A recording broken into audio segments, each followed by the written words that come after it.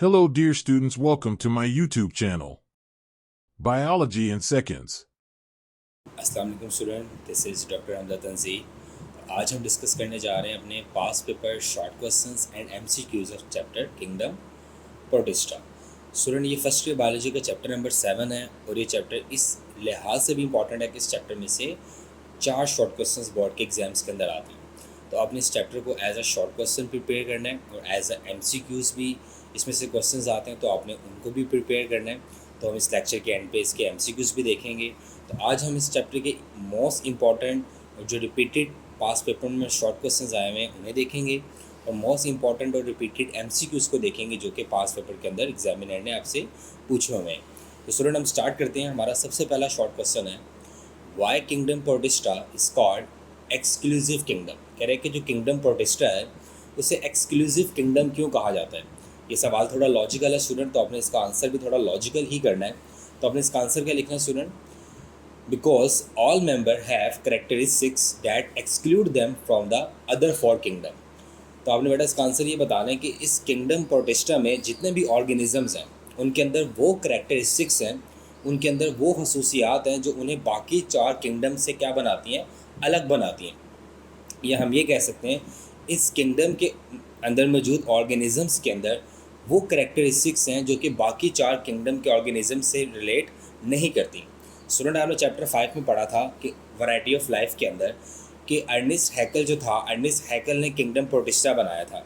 और उसने kingdom protista कैसे बनाया था? उसने वो तमाम जानदार जो किंगडम प्लांटी और किंगडम एनिमिलिया में एडजस्ट नहीं हो रहे थे, उसने कहा था ये वो ऑर्गेनिजम्स हैं जिनके अंदर डुअल करेक्टरिस्टिक्स हैं, प्लांट भी हैं लाइक करेक्टरिस्टिक्स भी हैं, एनिमल लाइक करेक्टरिस्टिक्स भी हैं। तो उसने क्या किया था, उनके लिए एक अलग किंगडम बनाया था जिसको उसने क्या नाम दिया था, किंगडम प्रोटिस्टा। तो यहाँ पे भी इसका आंसर कुछ इसी चीज़ से रिलेट कर रहा है कि because all member have characteristic that exclude them from the other 4 kingdom, कि मतलब इन ऑर्गेनिजम्स के अंदर वो करेक्टरिस्टिक्स थी जिनकी बिना पर इन्हें बाकी 4 किंगडम में एडजस्ट नहीं किया जा सकता था। जब इन ऑर्गेनिजम्स को बाकी 4 किंगडम में एडजस्ट नहीं किया जा सकता था तो मजबूरन एक अलग किंगडम बनाना पड़ा उन ऑर्गेनिजम्स का जिनकी करेक्टरिस्टिक्स बाकी 4 किंगडम के ऑर्गेनिज्म से क्या थी, डिफरेंट थी। और उस किंगडम को हमने क्या नाम दिया, किंगडम प्रोटिस्टा। और ये किंगडम प्रोटिस्टा बनाया किसने था? अर्नेस्ट हैकल ने। ये एमसीक्यूज के लिए बड़ा इंपॉर्टेंट है।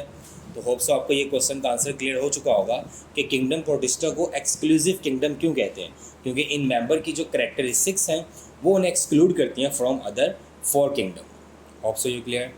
क्वेश्चन नंबर 2 है student, name the parasitic amoeba and disease which cause by parasitic amoeba. कह रहे कि आपने पैरासाइटिक अमीबा का नाम बताना है, पहला पार्ट सवाल का ये है। दूसरा, वो जो डिजीज़ कॉज करता है उसका नाम भी आपने बताना है। तो पहला जो नेम है पैरासाइटिक अमीबा का स्टूडेंट वो है एंटो अमीबा हिस्टोलेटिका। क्या नाम है? Entamoeba histolytica. ये हमारे पास एक पैरासाइटिक अमीबा है जो कहाँ रहता है? ह्यूमंस की इंटेस्टाइन्स के अंदर। कहाँ रहता है ये? ह्यूमंस की इंटेस्टाइन के अंदर, क्योंकि पैरासाइट्स तो कैसे कहते ही उसे हैं जो होस्ट की बॉडी पे रहता है। तो जो पैरासाइटिक अमीबा है उसका नाम क्या है स्टूडेंट? एंट अमीबा हिस्टोलेटिका। और ये डिजीज़ कौन सी कॉज करता है? ये डिजीज़ कॉज करता है, उसे बोलते हैं अमीबिक डेसेंट्री। अमीबिक डेसेंट्री क्या होता है स्टूडेंट? आपने डायरिया सुना होगा, जिससे लूज मोशन भी आप लोग अपनी कॉमन वर्ड के अंदर प्रोनाउंस करते हो।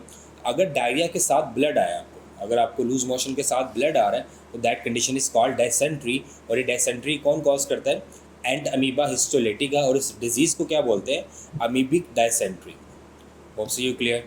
क्वेश्चन नंबर 3 है, what is giant amoeba. Student, ये येलो बॉक्स में से लिया गया और इस चैप्टर में 2 येलो बॉक्स हैं और वो दोनों ही बहुत इंपॉर्टेंट हैं। इन 2 येलो बॉक्स में से एक तो कंफर्म वो बोर्ड के एग्जाम में आपसे पूछेगा। तो पहले हम स्टार्ट करते हैं जायंट अमीबा के बारे में। तो स्टूडेंट, आपने इसको पार्ट्स में याद करना है। जायंट अमीबा की बात करें तो सबसे पहले आपने क्या बताना है कि इसका जो साइंटिफिक नेम है द जायंट अमीबा पैलोमैक्सा पैलेस्ट्रस। ठीक है, सबसे पहले इसका जो साइंटिफिक नेम है वो क्या है? Pelomyxa palustris. May be most primitive of all eukaryote like forms.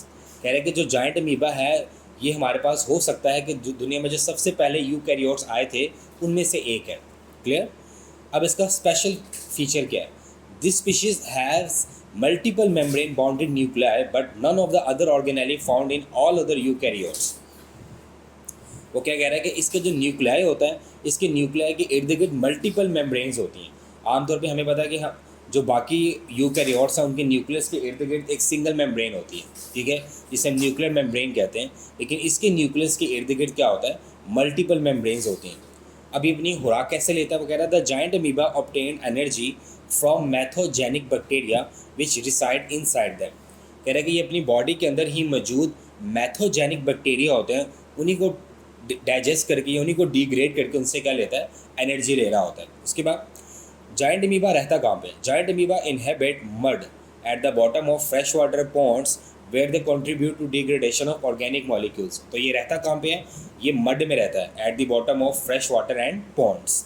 तो स्टूडेंट्स को मैंने 4 पार्ट्स में डिवाइड किया। पहला पार्ट मैंने आपको क्या बताया कि giant amoeba Pelomyxa palustris may be the most primitive of all eukaryotes. Second, their nucleus has multiple membrane, ठीक है। सेकेंड, थर्ड मैंने क्या बताया, they obtain energy from methanogenic bacteria. और फोर्थ मैंने क्या बताया, they live in the mud at the bottom of fresh water and ponds. तो आपने ये 4 पॉइंट्स के लाजमी याद करने, अगर आपको बोर्ड के एग्जाम्स के अंदर आता है वो आपको 2 नंबर दे देगा।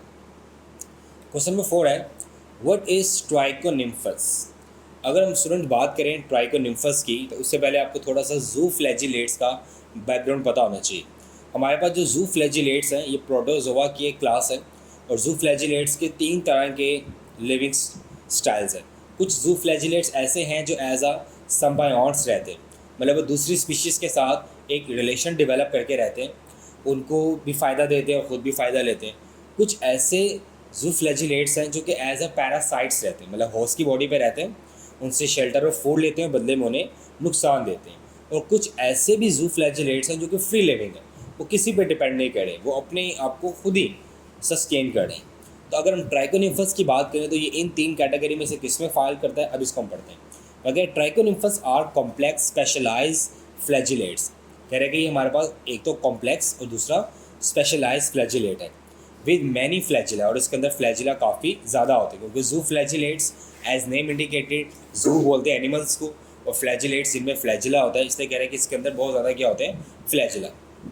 अगर वो क्या कह रहा है, विच लिव एज सिम्बायोट्स। तो ये बात आपको क्लियर होगी है कि जो ट्राइकोनिम्फस है ये रहता है एज अ क्या, सिम्बायोट। सिम्बायोट से मुराद किसी दूसरी स्पीशीज़ के साथ एक म्यूचुअल रिलेशन डेवलप करके। In the gut of termites, और ये कहाँ रहता है, gut of termite. Gut of termite से मुराद कि ये दीमक की गट डाइजेस्टिव ट्रैक में रहता है। And help in the digestion of क्या, ड्राई वुड, और उसकी मदद करता है लकड़ी को क्या करने में, डाइजेस्ट करने में। तो स्टूडेंट आपने इसको सिंपली कैसे अंडरस्टैंड करना है कि ट्राइकोनिम्फस एक जू फ्लैजिलेट्स है which live as symbiotes. It is a complex zooflagellate which live as symbiotes in the gut of क्या, टर्मिट। क्लियर। और अगर ये गट ऑफ टर्मिट में रहता है तो जाहिर बात है उससे ये फूड ले रहा है, टेकिंग फूड एंड शेल्टर, उससे फूड भी ले रहा है और शेल्टर भी ले रहा है। एंड इन रिटर्न क्या कर रहा है, help in the digestion of क्या, ड्राई वुड, और बदले में दीमक जो लकड़ी खाती है उसको डाइजेस्ट करने में उसकी हेल्प कर रहा है। इस तरह दीमक को भी फ़ायदा हो रहा है, इसे भी फ़ायदा हो रहा है। तो therefore this relation is called symbiotes. अगर तो ये दीमक से सिर्फ फूड और शेल्टर लेता है और बदले में दीमक को नुकसान दे रहा होता तो हम कहते हैं यार ये पैरासाइटिक रिलेशन है। लेकिन ये दीमक से फूड और शेल्टर तो ले रहा है, लेकिन बदले में उसको क्या करने में, वो जो लकड़ी खाती है उसको डाइजेस्ट करने में क्या कर रहा है, हेल्प कर रहा है। तो इसमें दोनों को फ़ायदा हो रहा है। इसलिए हमने कहा कि ट्राइकोनिम्फस is a complex and specialized zoophagilates which live as symbionts in the gut of termite and helps in the digestion of dry wood. Hope so you clear हो गया होगा ये क्वेश्चन आपको। क्वेश्चन नंबर 5 है, what is trypanosoma। अगर हम trypanosoma की बात करें तो ये हमारे पास पैरासाइटिक फ्लैजिलेट है। ट्राइकोनिम्फस जो था वो सिम्बायोट्स जू फ्लैजिलेट था, और ये कौन सा वाला है, parasitic zooflagellate. And cause diseases, और ये डिजीजेस कॉज करते हैं। For example, Trypanosoma in human parasite causing African sleeping sickness.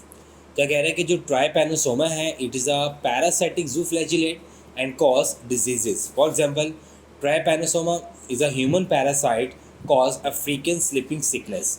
It is transmitted by the bite of infected सीसी फ्लाई। कह रहे हैं कि जो ट्राइपैनोसोमा ये हमारे पास एक पैरासाइटिक जू फ्लैजिलेट है और ये डिजीज़ कॉज करता है। और अगर हम इसकी एग्जांपल की बात करें तो ये कौन सी डिजीज़ कॉज करता है, तो कह रहा है कि ट्राइपैनोसोमा एक डिजीज़ कॉज करता है ह्यूमंस के अंदर जिसे बोलते हैं अफ्रीकन स्लीपिंग सिकनेस। अब सवाल ये है कि ये ह्यूमंस की बॉडी के अंदर आता कैसे है। तो कह रहे हैं कि ह्यूमंस की बॉडी के अंदर इसके आने का जो मोड है वो एक मक्खी है जिसे बोलते हैं सीसी फ्लाई, इन्फेक्टेड सीसी फ्लाई, मतलब एक ऐसी सीसी फ्लाई जिसके स्लाइवा के अंदर ट्राइपैनोसोमा होगा। जब वो आपको आके बाइट करेगी तो वो आपके ब्लड के अंदर अपना स्लाइवा इंजेक्ट करेगी, जिसके थ्रू ट्राइपैनोसोमा आपके ब्लड में आ जाएगा।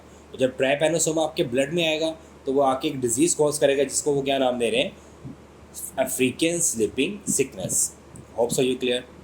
उसके बाद है व्हाट इज़ क्वानोफ्लैजिलेट्स। ये बहुत इंपॉर्टेंट है, मोस्ट अगर कोई रिपीटेड क्वेश्चन आया हुआ है तो ये क्वानोफ्लैजिलेट्स वाला आया हुआ है। अगर हम क्वानोफ्लैजिलेट्स की बात करें कि क्वानोफ्लैजिलेट्स क्या होते हैं, वो कह रहे हैं कि क्वानोफ्लैजिलेट्स आर सिसाइल मेरीन और fresh water flagellates which are attached by a stalk and their single flagellum is surrounded by a delicate collar. कह रहे हैं कि जो क्वानोफ्लैजिलेट्स होते हैं ये सिसाइल होते हैं। सिसाइल से मरा जो चीज़ एक ही जगह पे स्टक होती है, मूव नहीं करी होती। मेरीन और फ्रेश वाटर फ्लैजिलेट्स, ये मेरीन वाटर में या फ्रेश वाटर में रहने वाला फ्लैजिलेट है। विच आर अटैच्ड, ये ज़मीन के साथ अटैच्ड होता है बाय अ स्टॉक, एक डंडी के ज़रिए। And their flagellum is surrounded by a delicate collar, और इसका जो फ्लैजिला होता है वो सराउंडेड होता है एक किससे, डेलिकेट कॉलर से। They are of special interest because of their striking resemblance to collar cells in sponges. कह रहे हैं कि इनमें ज़्यादा इंटरेस्ट लिया जाता है। क्यों इंटरेस्ट लिया जाता है इनमें?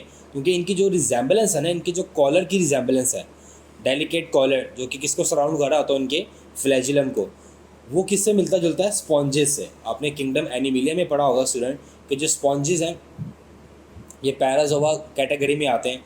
तो स्टूडेंट स्पॉन्जेस एनिमल्स के अंदर है, तो कहा जाता है कि जो स्पॉन्जेस की एवोल्यूशन हुई है वो किन से हुई है, क्वानोफ्लैजिलेट से हुई है। मतलब यही क्वानोफ्लैजिलेट्स इन फ्यूचर अपने आप को किस में डेवलप कर लिया इन्होंने, स्पॉन्जेस के अंदर। मतलब ये एक एवोल्यूशनरी कॉन्सेप्ट है। तो स्टूडेंट आपने क्वानोफ्लैजिलेट्स में क्या याद करना है, पहले याद करना है कि ये सिसाइल होते हैं, कहाँ रहते हैं, फ्रेश वाटर और मैरीन में रहते हैं, और ये अटैच्ड होते हैं किसकी मदद से, स्टॉक, और इनका जो फ्लैजिलम होता है वो कवर्ड होता है किससे, सराउंडेड होता है किससे, डेलिकेट कॉलर से, और इनका जो कॉलर है वो किससे रिजेंबल कर रहा होता है, स्पॉन्जेस से।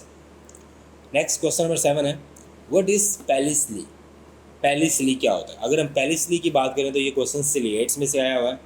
तो कह रहे हैं कि सिलिएट्स आर यूनिसेलुलर, कह रहे हैं कि ये एक सेल पर मुश्तमिल होते हैं with a flexible outer covering, और इनके इर्द गिर्द क्या होती है, मतलब ये होते तो यूनिसेलुलर है, इनकी बॉडी एक सेल पर मुश्तमिल होती है, लेकिन इनके सेल्स के बाहर एक फ्लेक्सिबल, एक रबड़ की तरह की कवरिंग होती है जिसको क्या बोलते हैं student, pellicle. That give them a definite but changeable shape. कह रहे हैं कि ये जो पेलिसली है ना, ये इनको क्या देती है, डेफिनेट बट चेंजेबल शेप। मतलब जारी बात है, मैंने भी बोला कि वो फ्लेक्सिबल है, तो जो चीज़ फ्लेक्सिबल होती है वो कभी भी अपनी शेप को चेंज कर लेती है। इसलिए कह रहा है कि जो सिलिएट्स होते हैं उनकी यूनिसेलुलर होते हैं, उनके बाहर एक आउटर फ्लेक्सिबल कवरिंग होती है जिसे पेलिसली कहते हैं, और जो ही वो आउटर फ्लेक्सिबल कवरिंग अपनी शेप को चेंज करती है तो इन सिलिएट्स की शेप भी क्या हो जाती है, चेंज हो जाती है। इसलिए उसने बोला that give them a definite but changeable shape. Hope so you clear. Next question number 8 है, ये बड़ा इंपॉर्टेंट लॉजिकल सवाल है, why ciliates are differ from other protozoa. कह रहे जो सिलिएट्स होते हैं ये दूसरे प्रोटोजोआ से अलग कैसे होते हैं। मतलब सिलिएट्स जो दूसरे प्रोटोजोआ हैं, आपने पीछे पढ़ा अमीबा, जूफ्लैजिलेट्स पढ़ा है आपने, ठीक है, आगे फोरामिनिफरस एक्टिनोपोड्स हैं, और उसके बाद एपिकॉम्प्लेक्सेंस हैं। ये बाकी प्रोटोजोआ से अलग क्यों हैं सिलिएट्स, इनका ऐसा कोई एक फीचर बताओ जिससे हम कहें कि हाँ यार ये बाकी प्रोटोजोआ से बिल्कुल डिफरेंट है। अब वो क्या कह रहे हैं, कह रहे हैं कि ciliates differ from other protozoa in having 2 kind of nuclei. ये बात कह रहे हैं कि जो सिलिएट्स होते हैं उनके अंदर 2 तरह की न्यूक्लियाई होते हैं। बाकी सब जितने भी प्रोटोजोआ उनमें एक ही तरह का न्यूक्लियस है, लेकिन इनमें 2 तरह के न्यूक्लियाई है। 1 और मोर स्मॉल डिप्लॉयड माइक्रो न्यूक्लियाई, एक जो है वो हमारे पास क्या है, माइक्रो न्यूक्लियाई है, एक से ज़्यादा भी हो सकता है। That function in sexual processes, और उसका काम सेक्शुअल प्रोसेसेस करवाना है किसके, सिलिएट्स के। And a large polyploid macro nucleus that control cell metabolism and growth. तो मतलब आपने ये बता रहे हैं कि जो सिलिएट्स होते हैं इनके पास कितने न्यूक्लियाई होते हैं, 2। एक होता है माइक्रो न्यूक्लियाई जो कि हमारे पास डिप्लॉयड है, और एक होता है मैक्रो न्यूक्लियाई जो कि क्या होता है, पोलीपोलाइड होता है। जो माइक्रो न्यूक्लियाई है वो कंट्रोल कर रहा है किन फंक्शंस को, सेक्सुअल प्रोसेसेस के, और जो मैक्रो न्यूक्लियाई है वो कंट्रोल कर रहा है किस चीज़ को, मेटाबॉलिज्म को और ग्रोथ को। अगर वो क्या कह रहा है, most ciliates are capable of sexual process called conjugation. ये बड़ा इंपॉर्टेंट एमसीक्यू है कि सिलिएट्स के अंदर जो सेक्शुअल प्रोसेस होता है उसको क्या बोलते हैं स्टूडेंट, कॉन्जुगेशन बोलते हैं। Hope so you clear the question. Next question है हाउ चॉक इज फॉर्म।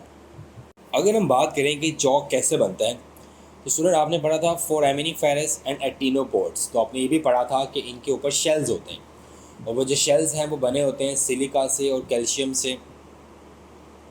अगर हम बात करें फोरामिनिफेरस की, तो वो कह रहे हैं कि डेड फोरामिनिफेरस, मतलब वो फोरामिनिफेरस जो कि डेड हो जाते हैं, sink to the bottom of the ocean, वो समुंदर की गहराई में इकट्ठे हो जाते हैं, डूब जाते हैं और इकट्ठे हो जाते हैं। वेयर द शेल्स, जहाँ पे उनके shells form a grey mud, वहाँ पे वो ग्रे कलर का गारा बनाते हैं। That is gradually transform into chalk. ये बात क्लियर हुई। कह रहे हैं कि जो डेड फोरामिनिफेरस होते हैं वो कहाँ चले जाते हैं, वो ओशन के बॉटम पे चले जाते हैं और ओशन के बॉटम पे जाकर उनके जो शेल्स होते हैं वो क्या बनाते हैं, वो ग्रे कलर का मड बनाते हैं। और वो जो ग्रे कलर का मड होता है वो ग्रेजुअली किस में कन्वर्ट हो जाता है, चॉक के अंदर। आगे वो क्या कह रहे हैं, foraminiferans of the past have created vast limestone deposits. ये बड़ा इंपॉर्टेंट एमसीक्यू है कि जो पुराने ज़माने के फोरामिनिफेरस थे उन्होंने क्या बनाया है, उन्होंने बहुत ज़्यादा तादाद में लाइमस्टोन्स की फॉर्मेशन भी की है इन द डेप्थ ऑफ क्या, ओशन। तो आपने चॉक कैसे बनता है ये कैसे याद रखना है कि जब फोरामिनिफेरस की डेथ होती है वो बॉटम ऑफ द ओशन में जाते हैं, उनके शेल्स वहाँ पे एक्यूमुलेट होके ग्रे मड बनाते हैं। वो ग्रे मड जो है वो ग्रेजुअली कन्वर्ट होता है किसके अंदर, चॉक के अंदर। नेक्स्ट स्टूडेंट क्वेश्चन नंबर 10 है हाउ प्लाज्मोडियम कॉज मलेरिया। कह रहे हैं कि जो प्लाज्मोडियम है वो मलेरिया कैसे कॉज करता है। हम सबको ये तो पता है कि जो प्लाज्मोडियम है ये कॉजेटिव एजेंट है किस चीज़ का, मलेरिया का। और ये प्लाज्मोडियम जो है ये फीमेल एनोफ्लेज के थ्रू ह्यूमंस के ब्लड में क्या होता है, एंटर होता है। अब हम इसको पढ़ते हैं ये मलेरिया कैसे कॉज करता है, मैकेनिज्म क्या है इसका। कह रहे हैं कि प्लाज्मोडियम द एपिकॉम्प्लेक्सेंस, कह रहे हैं कि प्लाज्मोडियम में क्या है, एपिकॉम्प्लेक्सेंस है, ये प्रोटोजोआ की एक क्लास है। दैट कॉजेज मलेरिया, और ये मलेरिया कॉज करता है हम जानते हैं। एंटर ह्यूमन ब्लड, ये ह्यूमन के ब्लड में एंटर होता है through the bite of an infected female Anopheles mosquito. एक मच्छर है फीमेल जिसको बोलते हैं एनोफ्लेज, जब वो ह्यूमंस को बाइट करता है तो ह्यूमंस के ब्लड के अंदर प्लाज्मोडियम एंटर हो जाता है। अब प्लाज्मोडियम ब्लड में एंटर हो गया, अब आगे क्या हो, Plasmodium first enter liver cells, सबसे पहले वो कहाँ जाता है, प्लाज्मोडियम लिवर सेल्स में जाता है। And then red blood cells, और वहाँ से फिर वो चला जाता है किसके अंदर, रेड ब्लड सेल्स के अंदर। वेयर इट मल्टीप्लाइज, और वहाँ जाके ये अपने आप को क्या करता है, मल्टीप्लाई करता है। When each infected red blood cell burst, और जब वो रेड ब्लड सेल जिसके अंदर प्लाज्मोडियम ने अपने आप को क्या किया होता है, मल्टीप्लाई किया होता है, वो बर्स्ट होता है। Many new parasites are release, तो अंदर से बहुत ज़्यादा क्या निकलते हैं, प्लाज्मोडियम निकलते हैं। द रिलीज्ड पैरासाइट, मतलब वो जो प्लाज्मोडियम है, infect new red blood cell, वो नए रेड ब्लड सेल्स को फिर क्या करते हैं, उसके अंदर एंटर होते हैं, उनके अंदर एंटर होके फिर अपने आप को क्या करते हैं, divide. And the process is repeated, और ये अमल क्या रहता है, जारी रहता है। The simultaneously bursting of millions of red blood sales cause the symptoms of malaria. जब बहुत ज़्यादा हमारे आरबीसीज क्या हो जाते हैं, ब्रेक हो जाते हैं, तो हमें सिम्टम्स आते हैं किस चीज़ के, मलेरिया के। उसमें क्या क्या होता है, एचिल फॉलोड बाय हाई फीवर, मतलब आपको बुखार होता है बहुत ज़्यादा और साथ में सर्दी महसूस होती है। Cause by toxic substance that are release and affect their organs of the body. और ऐसा क्यों होता है, क्योंकि वो जो प्लाज्मोडियम होता है वो रिलीज़ करता है टॉक्सिक सब्सटेंस जो कि हमारी बॉडी के ऑर्गन्स को क्या कर रहा होता है, इफेक्ट कर रहा होता है। अब आपने ध्यान से सुना है, इसको मैं समराइज़ करूँ। प्लाज्मोडियम मलेरिया कॉज करता है। प्लाज्मोडियम बॉडी में कैसे आता है, जब फीमेल एनोफ्लीज क्या करती है, बाइट करती है। क्लियर। अब जो ही ये ब्लड के अंदर एंटर होता है कौन, प्लाज्मोडियम, ये जाता है लिवर के पास। आपको पता है कि लिवर के अंदर आरबीसीज की फॉर्मेशन हो रही होती है। अब ये लिवर के अंदर जाता है और लिवर में जाकर ये कहाँ जाता है, रेड ब्लड सेल में चला जाता है। रेड ब्लड सेल में जाके अपने आप को ये डिवाइड करता है, 1 से 2, 2 से 4, 4 से 8, इस तरह अपनी तादाद को बढ़ा रहा होता है। और एक वक्त ऐसा आता है कि एक रेड ब्लड सेल के अंदर हज़ारों क्या बन जाते हैं, प्लाज्मोडियम। फिर वो रेड ब्लड सेल फट जाता है, कैपेसिटी ख़त्म हो जाती है उसकी। जब वो रेड ब्लड सेल फटता है तो अंदर से हज़ारों प्लाज्मोडियम बाहर निकलते हैं। अब वो जो अंदर से हज़ारों प्लाज्मोडियम बाहर निकले हैं वो दूसरे रेड ब्लड सेल्स को ढूंढेंगे, उन पे अटैक करेंगे।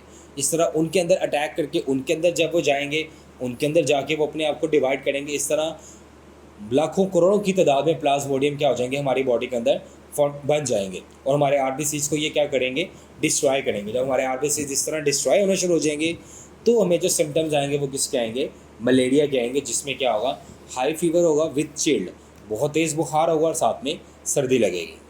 नेक्स्ट स्टूडेंट क्वेश्चन नंबर 11 है comparison between the algae and plant. अब स्टूडेंट अगर हम एल्गी और प्लांट के कंपैरिजन की बात करें तो जो एल्गी है, एल्गी को कहा जाता है कि ये हमारे पास एंसेस्टर्स ऑफ प्लांट्स हैं। मतलब प्लांट्स जो बने हैं वो किनसे बने हैं? एल्जाई से बने हैं। अब हमें ये देखना है कि एल्जाई और प्लांट का आपस में क्या कंपैरिजन है, मतलब इनमें क्या सिमिलैरिटीज़ हैं और क्या डिससिमिलैरिटीज़ हैं। कह रहे हैं कि एल्गी सिंगुलर एल्जा, इन्हें एल्गा भी कहते हैं, आर फोटोसिंथेटिक प्रोटिस्ट। ये ऐसे प्रोटिस्टा हैं जो कि फोटोसिंथेसिस करते हैं। प्रोटोजोआ नहीं करते, एल्गी करती है। Carrying out probably 50 to 60% of all photosynthesis on earth. क्या कह रहा है कि दुनिया के ऊपर 50 से 60% होने वाली फोटोसिंथेसिस कौन कर रहा है? एल्गी कर रही है।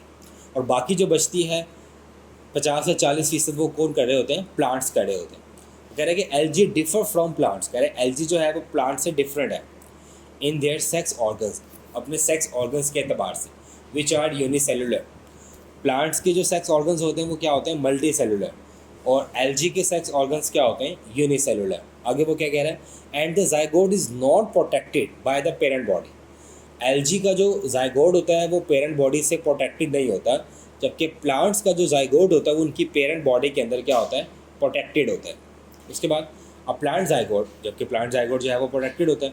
On the other hand grows into a multi cellular embryo that is protected by parental tissue. वही बात कह रहा है कि प्लांट्स का जो जाइगोट होता है वो अपनी पेरेंटल बॉडी के अंदर प्रोटेक्टेड होता है, वहीं पे वो डेवलप होता है एम्ब्रियो के अंदर भी, ठीक है। लेकिन एल्गी का जो जाइगोट होता है वो प्रोटेक्टेड नहीं होता। तो उसने क्या क्या बताया आपको कि जो एल्गी होती है ये फोटोसिंथेटिक प्रोटिस्ट है। About 50 to 60% photosynthesis on land कौन कर रहा है? एल्गी कर रही है। बाकी जो है वो प्लांट्स कर रहे हैं। एल्गी और प्लांट्स आपस में कैसे डिफरेंट हैं कि एल्गी के सेक्स ऑर्गन यूनिसेलुलर होते हैं, प्लांट्स के सेक्स ऑर्गन मल्टी सेलुलर होते हैं।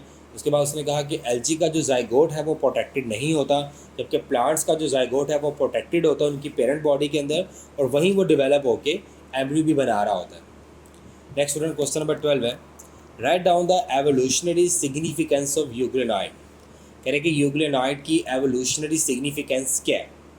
स्टूडेंट इस सवाल को समझने से पहले आपको मैं थोड़ा सा बता दूं कि यूग्लिनाइड ऐसे हमारे पास एल्गी है जिनके अंदर डुअल कैरेक्टरिस्टिक्स हैं। मतलब इनके अंदर प्लांट लाइक कैरेक्टरिस्टिक्स भी हैं और इनके अंदर एनिमल्स लाइक कैरेक्टरिस्टिक्स भी हैं। प्लांट लाइक कैरेक्टरिस्टिक्स कौन सी हैं और एनिमल्स लाइक कैरेक्टरिस्टिक्स कौन सी हैं वो मैं आपको बताता हूँ। कह रहे हैं कि euglenoid have special evolutionary significance as the resemble with plants. कह रहे हैं कि ये प्लांट से भी रिजेंबल करते हैं and green algae in having similar pigments, क्योंकि इनके अंदर और प्लांट्स के अंदर जो पिगमेंट्स हैं वो सिमिलर है, क्लोरोफिल, ठीक है। यूग्लिनाइड्स के अंदर चूंकि क्लोरोफिल होता है और क्लोरोफिल प्लांट्स के अंदर भी होता है, तो ये इसलिए कह रहे हैं कि यूग्लिनाइड जो है ये रिजेंबल करते हैं विद प्लांट्स। ये तो क्लियर हो गया। And on the other hand are also related one of the most unusual protist to zooflagellates. और ये ज़ूफ्लैजिलेट्स से भी रिजेंबल्स करे होते हैं due to their molecular data. ये आप एक्स्ट्रा याद कर लो। तो आपने ये बताना कि ये यूग्लिनाइड्स हैं have special evolutionary significance because they show resemblance with plants as well as zooflagellates due to having of chlorophyll, they having resemblance with क्या? Plants and green algae, ठीक है। and due to their molecular data they show resemblance with बेटा क्या? zooflagellates। तो यूग्लिनाइड्स एक ऐसी algae है जो कि प्लांट्स और एनिमल्स दोनों के साथ क्या करती है? रिजेंबलेंस कर रही होती है। प्लांट से रिजेंबलेंस कर रही है due to having photosynthetic pigment chlorophyll, और एनिमल्स मतलब ज़ूफ्लैजिलेट्स से रिजेंबलेंस कर रही है due to the having of similar molecular data. Next question number 13 है what is red tide. Red tide क्या है? अगर हम रेड टाइड्स की बात करें तो स्टूडेंट हमने डायनोफ्लैजिलेट्स पढ़े, यूग्लिनाइड्स के बाद डायनोफ्लैजिलेट्स हैं। कह रहे हैं कि dinoflagellates are known to have occasional population explosion और ब्लूम्स। कह रहे हैं कि जो डायनोफ्लैजिलेट्स हैं इनका बहुत ज़्यादा इनकी पॉपुलेशन होती है, इनकी पॉपुलेशन की मतलब जो तादाद है वो अनलिमिटेड है। दीज ब्लूम्स कह रहे हैं कि ये जो इनकी एक एक्स्ट्रा ऑर्डिनरी पॉपुलेशन है फ्रीक्वेंटली कलर द वाटर। कह रहे हैं कि ये जो डायनोफ्लैजिलेट्स की पॉपुलेशन है, जो इनकी आबादी है, वो क्या करती है कभी कभी पानी को कलर देती है, एक ऑरेंज, रेड और brown, and are known as red tides. कह रहे हैं कि हमें पता है कि जो डायनोफ्लैजिलेट्स हैं ये ओशन में होते हैं मोस्टली, ठीक है, समुंदर वगैरह में होते हैं, और इनकी आबादी, इनकी पॉपुलेशन बहुत ज़्यादा होती है, मतलब पॉपुलेशन एक्सप्लोजन होता है इनका, मतलब इनकी आबादी बहुत ज़्यादा होती है। और ये क्या करते हैं, ये कभी कभी जिस समुंदर में रहते हैं उस समुंदर का पानी का कलर चेंज कर देते हैं, इनकी तादाद इतनी ज़्यादा होती है। और वो कलर जो है वो कौन सा होता है, मोस्टली ऑरेंज, रेड और ब्राउन, जो कि कलेक्टिवली हमारे पास क्या कहलाता है, रेड टाइड्स। अब सही क्लियर। क्वेश्चन नंबर 14 है डिफाइन कैल्प्स। ये सवाल बहुत दफ़ा बोर्ड में रिपीट हुआ है कि कैल्प्स क्या होता है, कैल्प्स किसे कहते हैं। तो यहाँ पे क्या लिखा है, the largest brown algae called the kelps. कह रहे हैं कि जो हमारे पास सबसे लार्जेस्ट ब्राउन एल्गी है उसे क्या कहते हैं स्टूडेंट, कैल्प्स कहते हैं। Are tough and leathery in appearance. और ये जो लार्जेस्ट ब्राउन एल्गी जिसे कैल्प्स कह रहे हैं हम, ये क्या होती है, टफ होती है और लेदरी होती है इन अपीयरेंस, मतलब अपनी शक्ल सूरत के अतबार से। एक तो हमें ये हार्ड नज़र आती है और दूसरी ये लेदर लाइक होती है। अब कह रहा है कि दे पोजेसेस लीफ लाइक ब्लेड। इसके अंदर क्या होते हैं, लीफ लाइक ब्लेड होते हैं। लीफ लाइक ब्लेड से मुराद कि इसके जो लीफ की जगह क्या हो, लीफ की तरह के इसके अंदर क्या होते हैं, blades. Stem like stipes, stem तो नहीं होती लेकिन स्टेम की तरह की स्टाइप्स होती हैं। And root like and covering holdfast. और रूट्स तो नहीं होती लेकिन रूट्स की तरह के क्या होते हैं, एंड कवरिंग होल्ड फास्ट होते हैं। स्टूडेंट यहाँ पे मैं एक चीज़ क्लियर करता जाऊँ, आपने एक टर्म पढ़ी है इसी चैप्टर के अंदर, थैलॉइड। आपने पढ़ा कि थैलॉइड चीज़ क्या होती है, जिसके अंदर true roots, leaves and stem नहीं होते बल्कि उनकी तरह के स्ट्रक्चर होते हैं। जैसे अगर हम प्लांट्स की बात करें तो प्लांट्स के अंदर रूट्स भी हैं, लीव्स भी हैं और स्टेम्स भी हैं ट्रूली, तो उन्हें बोलते हैं नॉन थैलॉइड। लेकिन एक ऐसा और एल्गी जिसके अंदर ट्रू रूट्स, लीव्स और स्टेम नहीं है लेकिन उनकी तरह के रिजेंबल करने वाले स्ट्रक्चर हैं, तो उन्हें बोलते हैं थैलॉइड। तो कैल्प्स थैलॉइड ही है, इसलिए कह रहे हैं कि इसके अंदर लीफ लाइक ब्लेड है, लीव्स तो नहीं है लेकिन उसकी तरह के ब्लेड है। स्टेम लाइक, उसके अंदर स्टाइप्स है, स्टेम तो नहीं है लेकिन स्टाइप्स हैं। रूट्स तो नहीं है लेकिन रूट्स की तरह के क्या, होल्ड फास्ट। नेक्स्ट क्वेश्चन में 15 है, why green algae considered the ancestors of plants. कह रहे हैं कि ग्रीन एल्गी को एंसेस्टर्स ऑफ प्लांट्स क्यों कंसिडर किया जाता है। ये थोड़ा टिपिकल सवाल है, इस एक सवाल के अंदर बहुत से सवाल बनते हैं, वो मैं आपको बताता रहता हूँ। एक ये भी सवाल इसमें से आता है कि ग्रीन एल्गी और प्लांट्स के आपस में क्या सिमिलैरिटीज़ हैं, वो भी लिखो। एक ये भी सवाल इस तरह से आता है कि ग्रीन एल्गी और प्लांट्स जो हैं वो दोनों मोनोफाइलेटिक लीनिएज शो करते हैं, जस्टिफाई योर आंसर। तो ये सवाल तीनों तरह से घूम के आ सकता है और आपने तीनों का आंसर यही लिखना है जो आपके सामने स्क्रीन पे आपको नज़र आ रहा है। Green algae have pigments, energy reserve products and cell wall that are identical to those of plants. कह रहा है कि ग्रीन एल्गी के अंदर जो पिगमेंट्स होते हैं, उनका जो एनर्जी रिजर्व होता है और उनकी जो सेल वॉल होती है, ये तीन चीज़ें प्लांट्स के बिल्कुल आइडेंटिकल हैं। जैसा कि green algae are photosynthetic, plant भी फोटोसिंथेटिक होते हैं, with chlorophyll A, chlorophyll B and carotenoids present in the chloroplast. कह रहे हैं कि ग्रीन एल्गी फोटोसिंथेटिक होती हैं, इनके अंदर क्लोरोफिल ए, क्लोरोफिल बी और कैरोटीनॉइड फोटोसिंथेटिक पिगमेंट्स होते हैं जो कि क्लोरोप्लास्ट के ऊपर मौजूद होते हैं। ठीक है, तो प्लांट्स के अंदर भी सेम ऐसा ही है, प्लांट भी फोटोसिंथेटिक होते हैं और प्लांट्स के अंदर भी फोटोसिंथेटिक पिगमेंट्स होते हैं, chlorophyll A, chlorophyll B, carotenoid. और प्लांट्स के अंदर भी ये पिगमेंट्स कहाँ होते हैं, क्लोरोप्लास्ट में होते हैं। तो पहले सिमिलैरिटी तो ये होगी। Second, their main energy reserve are stored as starch. ये आपने चैप्टर 2 में पढ़ लिया था कि प्लांट्स भी अपने एक्स्ट्रा जो कार्बोहाइड्रेट मतलब ग्लूकोज है उसे स्टोर करता है इन द फॉर्म ऑफ क्या, स्टार्च। और ग्रीन एल्गी भी अपना जो एनर्जी रिजर्व है वो स्टोर कर रहा है इन द फॉर्म ऑफ क्या, starch. Third, most green algae possesses cell wall with cellulose. तो प्लांट्स की भी जो सेल वॉल है वो किससे बनी होती है, सेलुलोज से। तो ये भी सिमिलैरिटी है वगैरह कि because of these and other similarity it is generally accepted that plant arrows from ancestral green algae. कह रहे हैं कि इन सिमिलैरिटीज़ की बिना पे कहा जाता है कि जो प्लांट्स का एंसेस्टर है वो कौन है, green algae. Evidence from RNA sequencing also indicate that green algae and the plant form a monophyletic lineage. और जब हमने इनकी डिटेल स्टडी की, हमने जब इनका RNA सीक्वेंस रीड किया ग्रीन एल्गी का और प्लांट्स का, तो वो ऑलमोस्ट सिमिलर था, जिससे हमने ये बात कंक्लूड की कि हो सकता है कि प्लांट्स और एल्गी जो है इनका क्या है, मोनोफाइलेटिक लीनियज है। मोनोफाइलेटिक लीनियज के इनका शजर नस्ब क्या है, एक ही है, ये एक ही लड़ी से निकले हैं। क्लियर। क्वेश्चन नंबर 16 है, व्हाट इज क्लोरेला, ये सेकेंड येलो बॉक्स है। पहला येलो बॉक्स आपको मैंने जायंट अमीबा बताया था, सेकेंड येलो बॉक्स जो है हमारे पास वो कौन सा है, क्लोरेला। अगर हम स्टूडेंट क्लोरेला की बात करें, वो क्या कह रहे हैं कि chlorella is a unicellular non motile green algae. ये भी ग्रीन एल्गी है, लेकिन ये क्या है, यूनिसेलुलर है और क्या है, नॉन मोटाइल है। Its habitat is fresh water, Pond's and ditches. कह रहे हैं कि ये रहती कहाँ पे है, ये फ्रेश वाटर में रहती है, पॉन्ड्स वगैरह में रहती है।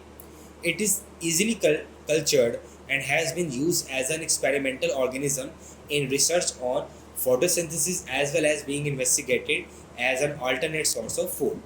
कह रहे हैं कि ये हमारे पास इजीली कल्चर्ड है, मतलब हम इसे इजीली आर्टिफिशियल मीडियम पे क्या कर सकते हैं, ग्रो कर सकते हैं, और इसको हम यूज़ करते हैं फॉर एक्सपेरिमेंटल पर्पसेस। ठीक है, हम इसको एक्सपेरिमेंटल पर्पस के तौर पे भी यूज़ करते हैं क्योंकि इजीली कल्चर्ड है, हम इसकी कॉलोनीज आसानी से बना लेते हैं। तो हम इसको फोटोसिंथेसिस एक्सपेरिमेंट्स के अंदर और डिफरेंट एक्सपेरिमेंट्स के अंदर हम इसको क्या करते हैं, यूज़ कर रहे होते हैं। तो इसके बारे में कीवर्ड्स क्या है, unicellular, non motile, green algae, कहाँ रहती है, fresh water, Pond's and ditches, और इजीली कल्चर्ड है और यूज़ होती है किसके अंदर, एक्सपेरिमेंटल पर्पसेस के अंदर। नेक्स्ट क्वेश्चन नंबर 17 है, write down the few importances of algae. ये बहुत इंपॉर्टेंट सवाल है, तकरीबन ऑलमोस्ट हर दफ़ा ये आया हुआ है। ठीक है, तो आपने इसको बहुत अच्छे से देखना है कि एल्गी की इम्पॉर्टेंस क्या है। पहली importance, some algae such as kelps are edible. कह रहे हैं कि कुछ एल्गी ऐसी हैं जैसे कि कैल्प्स आर एडिबल, एडिबल मतलब उन्हें खाया जाता है, and may be use to overcome shortage of food in the world.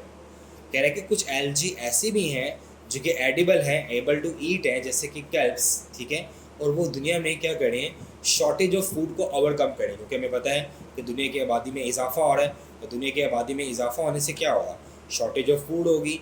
अब इस शॉर्टेज ऑफ फूड को कवर अप करने के लिए हमें फूड के सोर्सेज ढूंढने पड़ेंगे। तो ऐसे में एक एल्गी है जिसे हम कैल्प्स कह रहे हैं, ये क्या कर रही है, ये हेल्प कर रही है किसके अंदर, to overcome the shortage of क्या, फूड। पहली इंपॉर्टेंस। दूसरी, marine algae are also source of many useful substances like algin, agar, carrageenan and antiseptics. कह रहे हैं कि जो मैरीन एल्गी होती है उनसे हम डिफरेंट तरह के क्या बनाते हैं, केमिकल्स भी बनाते हैं, और वो केमिकल्स कौन कौन से हैं, एल्गिन है, एगर है, कैरागिनिन है और एंटीसेप्टिक्स, डिफरेंट केमिकल्स हैं। Third, algae are major producers of the aquatic ecosystem. कह रहे हैं कि एल्गी जो होते हैं ये प्रोड्यूसर्स होते हैं कहाँ पे, एक्वाटिक इकोसिस्टम के, मतलब पानी में। Thus they play a basic role in food chains providing food and oxygen to other organism. कह रहे हैं चूँकि ये प्रोड्यूसर्स होते हैं एक्वाटिक इन्वायरमेंट के, तो ये कंज्यूमर्स को क्या प्रोवाइड करेंगे, फूड प्रोवाइड कर रहे होंगे। डेफिनेटली बात है, क्योंकि कंज्यूमर्स अपनी फूड किससे लेते हैं, प्रोड्यूसर से लेते हैं, और उसी के साथ साथ चूँकि ये फोटोसिंथेटिक भी होते हैं, तो ये मेरीन इन्वायरमेंट के अंदर ऑक्सीजन भी सप्लाई कर रहे होते हैं। तो ऑक्सीजन प्लस फूड सप्लाई करते हैं कहाँ पर, एक्वाटिक इन्वायरमेंट के अंदर। Hope so you clear the question. Next question number 18 है, व्हाट इज फाइटोफैथोरा इन्फेस्टेंस। अगर हम स्टूडेंट फाइटोफैथोरा इन्फेस्टेंस की बात करें, ये बड़ा इंपॉर्टेंट शॉर्ट क्वेश्चन है। कह रहे हैं कि oomycetes include a number of pathogenic organisms. Student हमारे पास जो फंगस लाइक प्रोटिस्टा हैं वो दो तरह के थे, स्लाइम मोल्ड और वाटर मोल्ड। जो वाटर मोल्ड हैं उन्हें ओमाइकोट्स भी कहा जाता है, या ओमाइसीड्स भी कहा जाता है। अगर हम ओमाइकोट्स की बात करें, कह रहे हैं कि उनके अंदर उनके बहुत से ऐसे मेंबर्स हैं जो कि पैथोजेनिक है। पैथोजेनिक से मुराद क्या कॉज करते हैं, डिजीज़ कॉज करते हैं। उन्हीं में से एक मेंबर है इंक्लूडिंग फाइटोफैथोरा इन्फेस्टेंस, मतलब कि जो ओमाइकोट्स के अंदर ऑर्गेनिजम्स हैं वो ज़्यादातर पैथोजेनिक है, और उन्हीं में से एक ऑर्गेनिज्म है जिसको क्या कहा जा रहा है student, Phytophthora infestans, which have played in famous role in human history.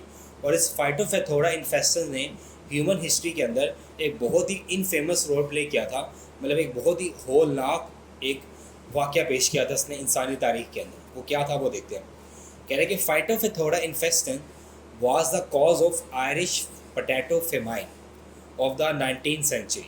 फाइटोफैथोरा infestans ने क्या किया था 19वीं सदी के अंदर आयरलैंड के अंदर जो पोटैटो था उसका कहत, मतलब आलूओं का कहत बर्पा कर दिया था। It causes a disease commonly known as late blight of potatoes. अब इसकी स्टोरी क्या स्टूडेंट, 19th सेंचुरी में क्या हुआ था, आयरलैंड के अंदर बहुत ज़्यादा बारिशें हुई, जिसकी वजह से वहाँ पे जो एक फ्रूट बड़ा कॉमन यूज़ होता है वो पोटैटो है, क्योंकि वहाँ पर जो ज़्यादा कल्टीवेशन है वो पोटैटोज़ की होती है। तो पोटैटोज़ के अंदर एक डिजीज़ कॉज कर दी इस फाइटोफेथोरा इन्फेस्टेंस ने, जिसे कहा जाता था लेट ब्लाइट ऑफ पोटैटोज़। अब जो भी ह्यूमन वो पोटैटो को खाता था जिसके अंदर ये फाइटोफेथोरा इन्फेस्टेंस होते थे, तो उससे उसकी डेथ हो जाती थी, जिसकी वजह से आयरलैंड के लोगों ने वो पोटैटोज़ खाना छोड़ दिए, जिसकी वजह से वहाँ के लोगों में कहत बर्पा हो गया, मतलब उनके पास कोई अल्टरनेट सोर्स ऑफ फूड नहीं था। तो बहुत से लोगों ने आयरलैंड से माइग्रेट कर लिया और बहुत से लोगों की क्या हो गई, डेथ भी हो गई। इसलिए कहा जाता है कि Phytophthora infestans play in famous role in human history. और इसने क्या कॉज किया था, आयरिश फमाइन पोटैटो, कैसे, बाय कॉजिंग अ डिजीज़ जिसका नाम क्या था, लेट ब्लाइट ऑफ क्या, पोटैटोज़। तो स्टूडेंट ये हमारे पास शॉर्ट क्वेश्चंस हैं, और इस चैप्टर की जो एक्सरसाइज है वो आपको इसी चैनल के प्लेलिस्ट के अंदर मिल जाएगी, ठीक है, आप इसको सर्च कर सकते हैं। और नेक्स्ट हमारा जो चीज़ है वो हम जाएंगे MCQs की तरफ, क्योंकि इस चैप्टर में से MCQs भी आने हैं। तो स्टूडेंट हम अब MCQs को स्टार्ट करने जा रहे हैं। तो सबसे पहला MCQs आपको अपनी स्क्रीन पर नज़र आ रहा है। The MCQs is the causative agent of African sleeping sicknesses. कह रहे हैं कि जो कॉजेटिव एजेंट है अफ्रीकन स्लीपिंग सिकनेस का वो कौन है। Option A Entamoeba, option B Trypanosoma, option C Vorticella and option D Pelomyxa. तो स्टूडेंट्स हम जानते हैं, हम लोगों ने जू फ्लैजिलेट्स के अंदर इसे पढ़ा भी था कि अफ्रीकन स्लीपिंग सिकनेस जो है ये कौन कॉज करता है, ट्राइपैनोसोमा, और ये ट्रांसमिट होता है किसके थ्रू, इन्फेक्टेड सीसी फ्लाई के थ्रू। सेकेंड MCQ है algae which have shells composed of two halves that fit together like petri dish belong to। कह रहे हैं कि वो एल्जी जिनका शेल दो पार्ट्स में डिवाइड होता है और वह दोनों आपस में जुड़े होते हैं लाइक अ पैट्री डिश, वो किससे बिलोंग करती है एल्जी। ब्राउन एल्जी है, ग्रीन एल्जी है, डायाटॉम्स हैं या रेड एल्जी। तो स्टूडेंट्स हम जानते हैं कि ये डायाटॉम्स की बात कर रहे हैं, क्योंकि डायाटॉम्स का जो शेल्स होते हैं वो दो हाल्व्स पर मुश्तमिल होते हैं और दोनों एक दूसरे के साथ फिट होते हैं like a petri dish. Third है in 5 kingdom system of Robert Whittaker only unicellular eukaryotes were placed in kingdom. कह रहे हैं कि जो रॉबर्ट वाइटिकर ने 5 किंगडम क्लासिफिकेशन सिस्टम पेश किया था उसके मुताबिक यूनिसेलुलर यूकैरियोट्स को किस किंगडम में रखा गया था, मोनेरा में, प्रोटिस्टा में, फंजाई में या प्लांटी में। स्टूडेंट्स हम जानते हैं कि किंगडम प्रोटिस्टा ही एक ऐसा किंगडम है जिसके अंदर यूनिसेलुलर यूकैरियोट्स ऑर्गेनिजम्स इंक्लूड है, क्योंकि मोनेरा में तो प्रोकैरियोट्स हैं, फंजाई भी मल्टी सेलुलर है और प्लांटी भी क्या है, मल्टी सेलुलर है। उसके बाद the sexual process exhibited by most ciliates is called. कह रहे कि सिलिएट्स जो सेक्शुअल प्रोसेसेस करते हैं वो कौन सा प्रोसेस यूज़ करते हैं।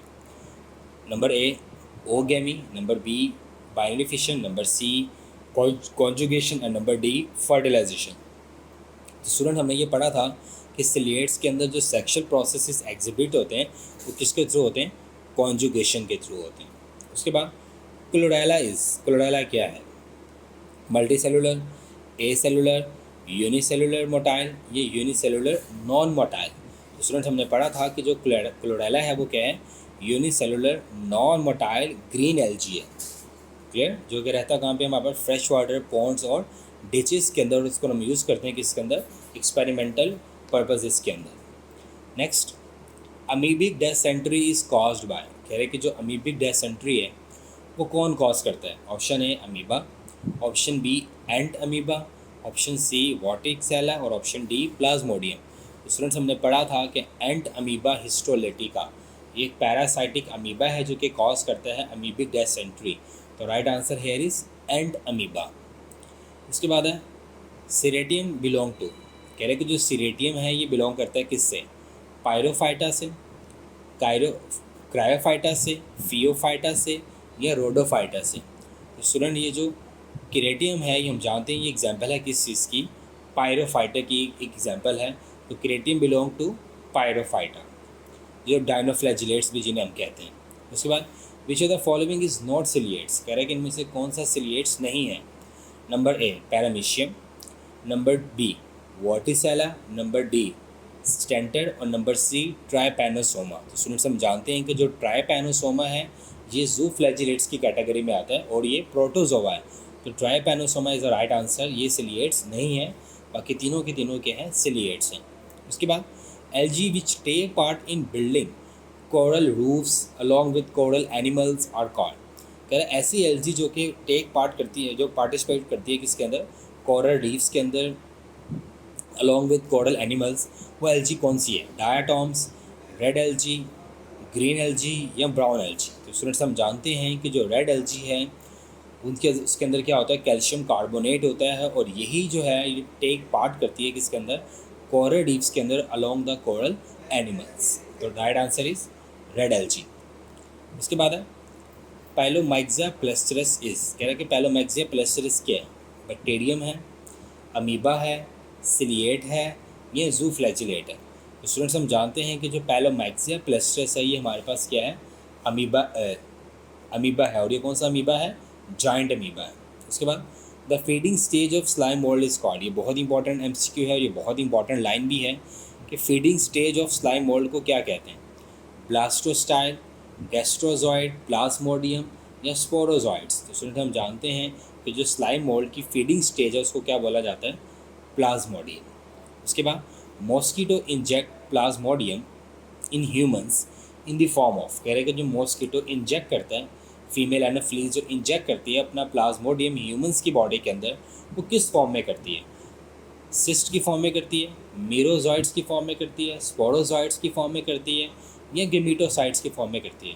तो स्टूडेंट्स हम जानते हैं कि जो फीमेल एनोफ्लीज मॉस्किटो इंजेक्ट करती है प्लाज्मोडियम को इनटू ह्यूमंस, वो करती है इन दी फॉर्म ऑफ क्या, स्पोरोजॉइड्स।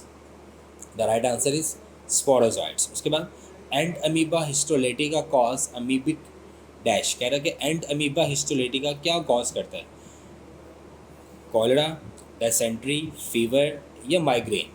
तो स्टूडेंट्स हम जानते हैं कि एंड अमीबा हिस्टोलेटिका ये क्या कॉज करता है, अमीबिक डायसेंट्री। उसके बाद algae in which body is differentiated into blades, stripes and holdfast belong to, कह रहे हैं कि वो एलजी जो कि जिसकी बॉडी डिफ्रेंशिएटेड होती है, किसके अंदर blade, stripes and hold fast, वो किससे बिलोंग करती है, गोल्डन एलजी, डायाटॉम्स, ब्राउन एलजी या ग्रीन एलजी। तो स्टूडेंट्स हम जानते हैं the right answer of this is brown LG, क्योंकि हमने पढ़ा था तो लार्जेस्ट ब्राउन एलजी को क्या बोलते हैं, कैल्प्स। उसके अंदर लीफ लाइक ब्लेड्स होते हैं, स्टेम लाइक स्ट्राइप्स होती हैं, तो रूट्स लाइक उसमें क्या होता है, बेजल होल्ड फास्ट। उसके बाद tests of foraminifera are composed of, ये एमसीक्यूज फोरामिनीफेरा और एक्टिनोपोड से लिया गया। कह रहे हैं कि जो टेस्टिस हैं फोरामिनीफेरा के वो किससे बने हुए हैं, मैग्नीशियम, सिलिका, कैल्शियम या आयरन। तो स्टूडेंट्स हमने पढ़ा था कि जो फोरामिनीफेरा का शेल है वो किससे बना हुआ है, कैल्शियम से, और एक्टिनोपोड का शेल या टेस्टी किससे बना हुआ है, सिलिका से। तो right answer here is calcium. उसके बाद यूनिसेलुलर नॉन मोटाइल ग्रीन एल्जीज, कह रहे कि unicellular non motile green algae को कहते हैं वॉलवॉक्स, वल्वा, क्लोरेला या कैल्प्स। तो स्टूडेंट्स ये हम जानते हैं कि ये क्लोरेला की डेफिनेशन है, unicellular non motile green algae is called chlorella. उसके बाद amoeba move and obtain energy from by means of, कह रहे हैं कि जो अमीबा है ये मूव करता है और एनर्जी हासिल करता है किससे, फ्लैजिला से, स्यूडोपोडिया से, फ्लैक्सिंग या सीलिया। तो स्टूडेंट्स हम जानते हैं कि जो अमीबा है ये फूड ऑब्टेन करता है थ्रू बेटा क्या, स्यूडोपोडिया। ये बहुत इंपॉर्टेंट एमसीक्यू है। तो अमीबा मूव और फूड ऑब्टेन करने के लिए कौन सा मोड यूज़ करा होता है, स्यूडोपोडिया का। उसके बाद है the classification of algae into phyla is largely based on the composition of, कह रहे हैं कि हमने जो एल्जी को क्लासीफाई किया है वो हमने किस बेस पे किया है, cell wall, cell membrane, cytoplasm या पिगमेंट्स। तो स्टूडेंट्स हम जानते हैं कि हमने एल्जाई को जो डिवाइड किया हुआ वो किन बेस पे किया हुआ है, पिगमेंट्स की बेस पे। इसलिए तो हम उन्हें कहते हैं red algae, brown algae, green algae, क्योंकि हम उनको उनकी पिगमेंट्स की बेस पे क्लासीफाई कर रहे होते हैं। उसके बाद है कॉमन नेम फॉर पायरोफाइटाइज। स्टूडेंट ये जो टेबल है ना आपकी बुक के अंदर, ये आपने लाजमी याद करना है, एमसीक्यूज आपको इसी में से आना है, तो आपने इसको अच्छे से याद कर लेना। यहाँ पे एल्जी के बारे में लिखा हुआ है सारा। तो कह रहा है common name for pyrrophytes, euglenoids, diatoms, dinoflagellates या कैल्प्स। स्टूडेंट्स हम जानते हैं कि जो पायरोफाइटा है, पायरोफाइटा का कॉमन नेम क्या है, डायनोफ्लैजिलेट्स। उसके बाद trypanosoma is an example of, कह रहा है कि ट्राइपैनोसोमा एग्जाम्पल है किसकी, अमीबा की, जूफ्लैजिलेट्स की, सिलिएट्स की या फोरामिनीफेरस की। तो स्टूडेंट्स हम जानते हैं कि जो ट्राइपैनोसोमा है ये एग्जाम्पल है किस चीज़ की, जू फ्लैजिलेट्स। तो स्टूडेंट ये हमारे एमसीक्यूज़ भी ख़त्म हुए। होप सो आप लोगों ने चैप्टर 7 किंगडम पोर्टिस्टा को बड़े ध्यान से सुना होगा। इसमें से स्टूडेंट शॉर्ट क्वेश्चंस ही आने हैं और एमसीक्यूज़ आना है, लॉन्ग क्वेश्चन नहीं आना। तो आपने इसको अच्छे से रेडी करना है और उसमें से 4 शॉर्ट क्वेश्चन आने हैं, तो वो ज़्यादा डिफरेंट और डिफ़िकल्ट वैराइटीज़ ऑफ क्वेश्चंस बनाएगा। आपके सामने मैंने हर तरह का क्वेश्चन रखा है, आप इसे अच्छे से देखिएगा। अगर फिर भी कोई सवाल आपके माइंड में आता है तो आप कमेंट बॉक्स में कमेंट कीजिएगा, मुझसे पूछिएगा ज़रूर। I will answer you. Very best of luck for your board exams. Allah हाफिज़।